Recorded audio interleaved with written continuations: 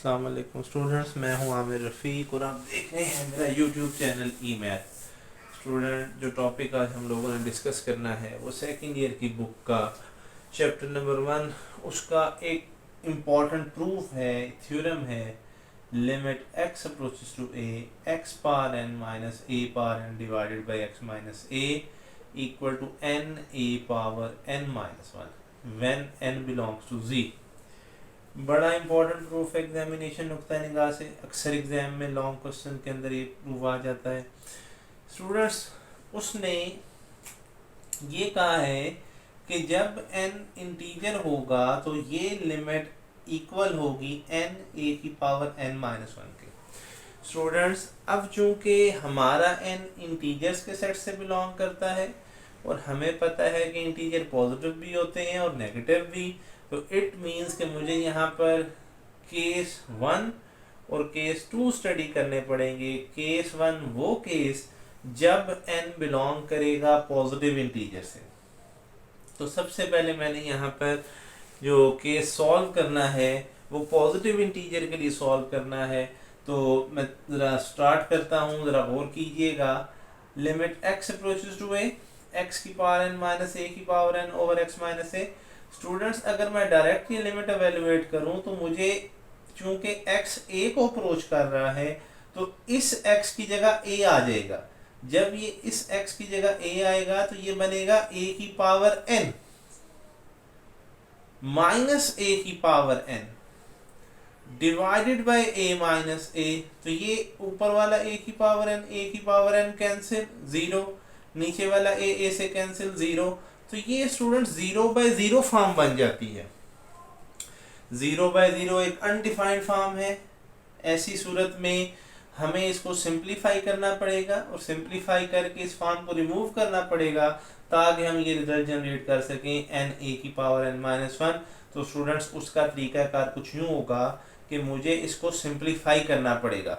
Simplification, ये जो numerator है x की पावर n माइनस a की पावर n, मुझे इसकी सिंप्लीफिकेशन करनी पड़ेगी। कैसे सिंप्लीफिकेशन करनी पड़ेगी, थोड़ा सा गौर कीजिएगा। मैं न्यूमरेटर को लिख लेता हूँ x माइनस a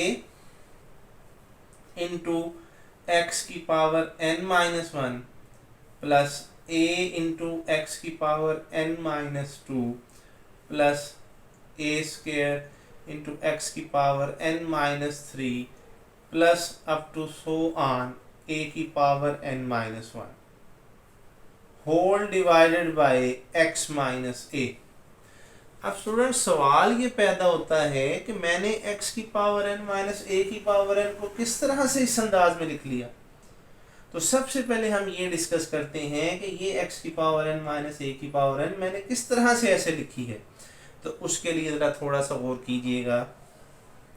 ये मैं आपको इसकी एक्सप्लेनेशन देता हूँ कि ये मैंने इसको किस तरह से लिखा है। इसके लिए ज़रा देखें, ज़रा गौर कीजिएगा।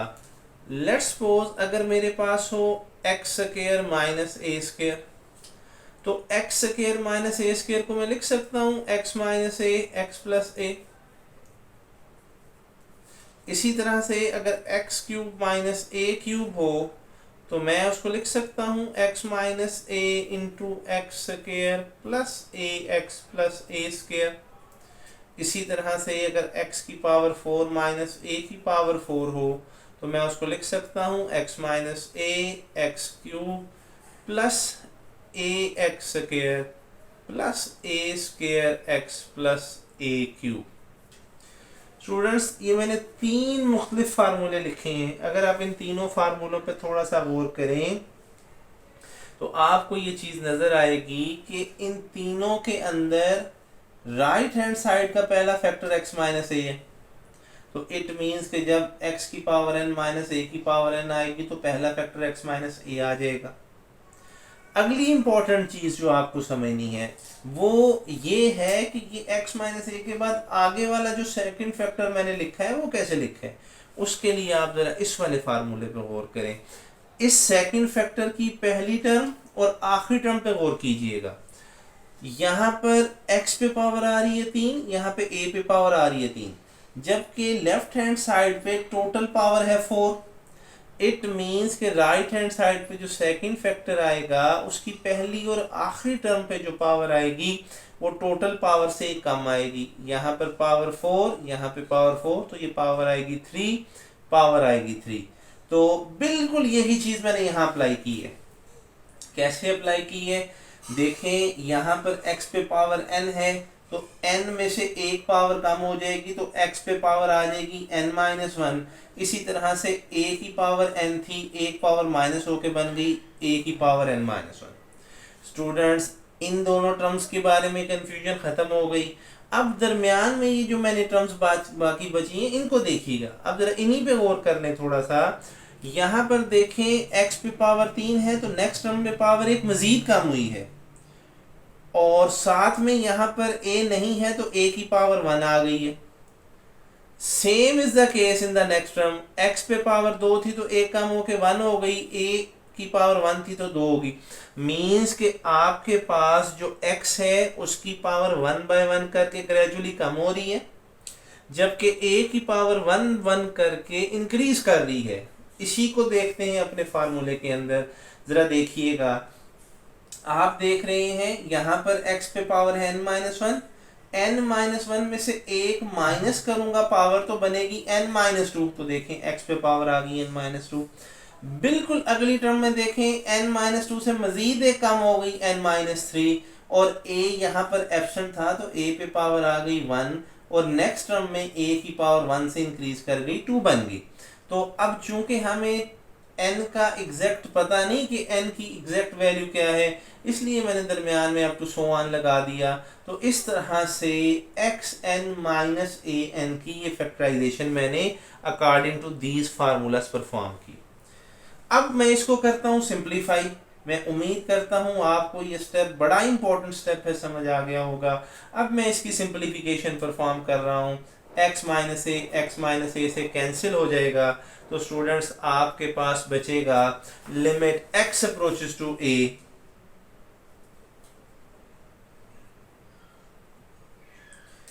x की power n-1 plus a into x की power n-2 plus a square into x की power n-3 plus up to so on plus a की पावर n-1। ये चीज आपके पास बच गई। अब स्टूडेंट्स करना ये है, आपने इस limit x approaches to a को अप्लाई करना है x की जगह पर। तो मैं क्या करता हूं, इन तमाम टर्म्स में जिधर जिधर x आ रहा है वहां पे मैं इस लिमिट को अप्लाई कर रहा हूं। तो आपके पास बन जाएगा a की power n-1 plus a into a की power n-2 plus a square into a की power n-3 plus up to so on a की पावर n-1। स्टूडेंट्स फर्दर गौर करें, सिंप्लीफिकेशन परफॉर्म करें। सेकंड टर्म में इन दोनों की बेस सेम, इनकी पावर ऐड होगी। इसी तरह से अगली टर्म की बेस सेम, इनकी पावर ऐड होगी। इसी तरह से आगे जितनी टर्म्स आएंगे उनकी बेसिस सेम होंगी तो पावर्स ऐड करते जाएंगे। तो आपके पास बन जाएगा ये a की पावर n-1, यहाँ पे जब पावर्स ऐड होंगी n-2 में 1 ऐड करेंगे तो ये बन जाएगा n-1।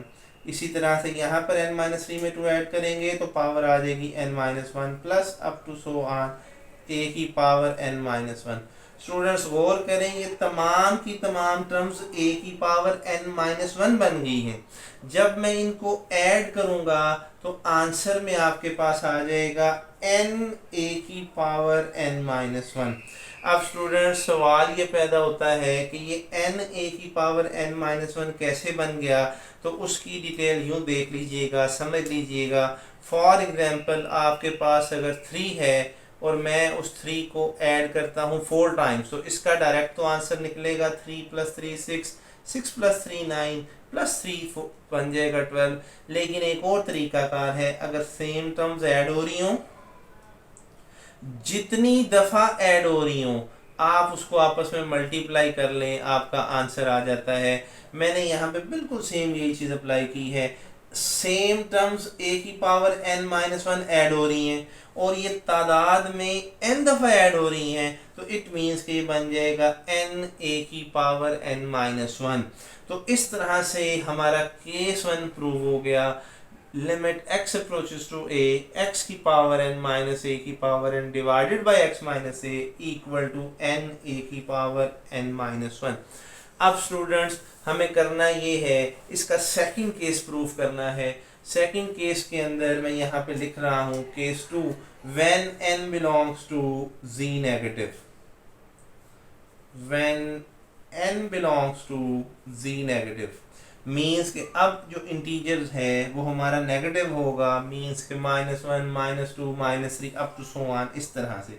तो इस केस को सॉल्व करने के लिए मैं स्टूडेंट्स करता ये हूँ कि n को सब्स्टिट्यूट कर लेता हूँ -m के इक्वल, साथ में मैं ये कंडीशन इम्पोज करता हूँ कि m जो है वो बताते खुद पॉजिटिव है। इस केस को प्रूव करने के लिए मैंने सब्स्टिट्यूशन कर ली, n is equal to -m, और साथ में ये कंडीशन लगा ली कि m बजाते खुद पॉजिटिव इंटीजर है। इसको पॉजिटिव रखने की वजह ये है कि हम पॉजिटिव इंटीजर n का केस ऑलरेडी सॉल्व कर चुके हैं कि उसका आंसर आता है n a की पावर n-1, इसलिए मैंने यहाँ पे m को पॉजिटिव इंटीजर कंसीडर कर लिया।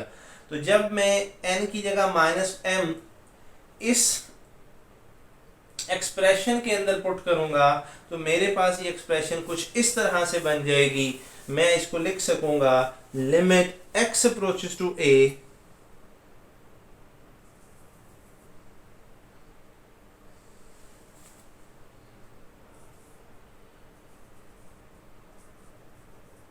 x की पावर n माइनस a की power n divided by x minus a is equal to limit x approaches to a, x की पावर -m माइनस a की power -m divided by x minus a। अब students मुझे इसको करना है simplify, और simplify कुछ इस अंदाज से करना है कि मेरे पास ये रिजल्ट जनरेट हो जाए n a की पावर n-1। तो गौर कीजिएगा ये x पे पावर माइनस में है, a पे पावर माइनस में है, तो मैं करता ये हूँ कि इन पावर्स को नीचे शिफ्ट करता हूँ, 1/x की पावर m, 1/a की पावर m, ताकि ये पावर्स पॉजिटिव हो जाएं, जबकि डिनोमिनेटर में x माइनस a वैसे ही है। अब गौर कीजिएगा मैं न्यूमिनेटर में चूंकि ये दो टर्म्स हैं और दोनों फ्रैक्शंस हैं, दरमियान में माइनस का साइन है, तो ये मैं एलसीएम परफॉर्म कर रहा हूँ, a की पावर m माइनस x की power m divided by x m a m. ये मैंने न्यूमिनेटर में जो दोनों टर्म्स थी फ्रैक्शन में थी, माइनस का साइन था, एलसीएम परफॉर्म कर लिया, डिवाइडेड बाय एक्स माइनस ए, ये मैंने एक्स माइनस ए इसके नीचे लिख दिया। अब स्टूडेंट जब मैं फर्दर सिंप्लीफाई करूंगा तो ये एक्स माइनस ए इधर शिफ्ट हो जाएगा, तो ये आपके पास बन जाएगा लिमिट एक्स अप्रोचेस टू ए की पावर m माइनस एक्स की power m divided by x minus a into x की पावर m और a की पावर m। अब मैं इसको थोड़ा सा मजीद सिंप्लीफाई करता हूँ। स्टूडेंट सिंप्लीफिकेशन पे गौर कीजिएगा, अगर मैं न्यूमिनेटर में से माइनस को कॉमन लूं, ये मैंने न्यूमिनेटर में से माइनस को कॉमन लिया, जब मैं न्यूमिनेटर से माइनस को कॉमन लूंगा तो xm जो नेगेटिव था पॉजिटिव हो जाएगा और am जो पॉजिटिव था नेगेटिव हो जाएगा, डिवाइडेड बाय डिनोमिनेटर में ये दो टर्म्स हैं, दो फैक्टर्स हैं, आपस में मल्टीप्लाई हो रहे हैं, मैं a को x माइनस a को इसके नीचे लिखता हूं और xm am को मैं अलग से लिख देता हूं। चूंकि लिमिट दोनों पे अप्लाई हो रही है तो मैंने यहाँ पे ब्रैकेट यूज कर ली। स्टूडेंट्स माइनस को कॉमन लेने का फायदा क्या होगा अभी देखते हैं। ये चूंकि दोनों फ्रैक्शंस आपस में मल्टीप्लाई हो रही हैं, ये लिमिट दोनों के लिए अलग अलग हो जाएगी, तो मैं इस लिमिट को दोनों के लिए अलग अलग कर रहा हूं।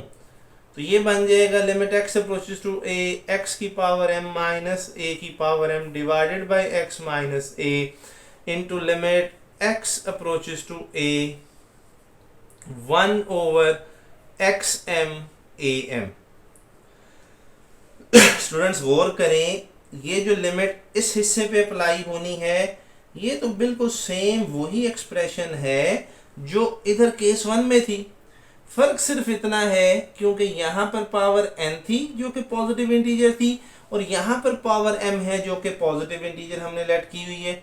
तो इसका मतलब ये हुआ कि अगर n पॉजिटिव इंटीजर हो और उस पर limit x approaches to a apply करें इस केस में, तो आंसर आता है n a की पावर n माइनस 1।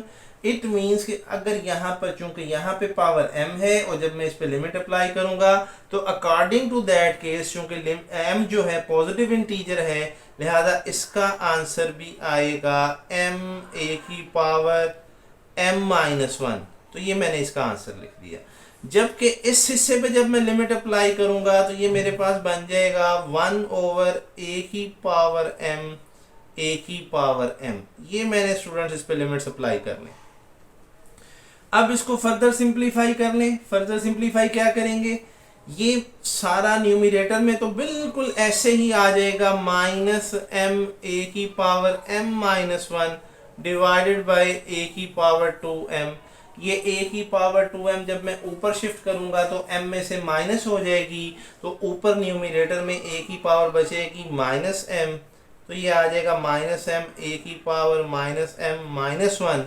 आखिर में स्टूडेंट्स मैं माइनस m को बैक सब्स्टिट्यूट कर दूंगा जो कि n के इक्वल है, तो मैं यहाँ पे इसको बैक पुट कर रहा हूँ n a की पावर n माइनस 1।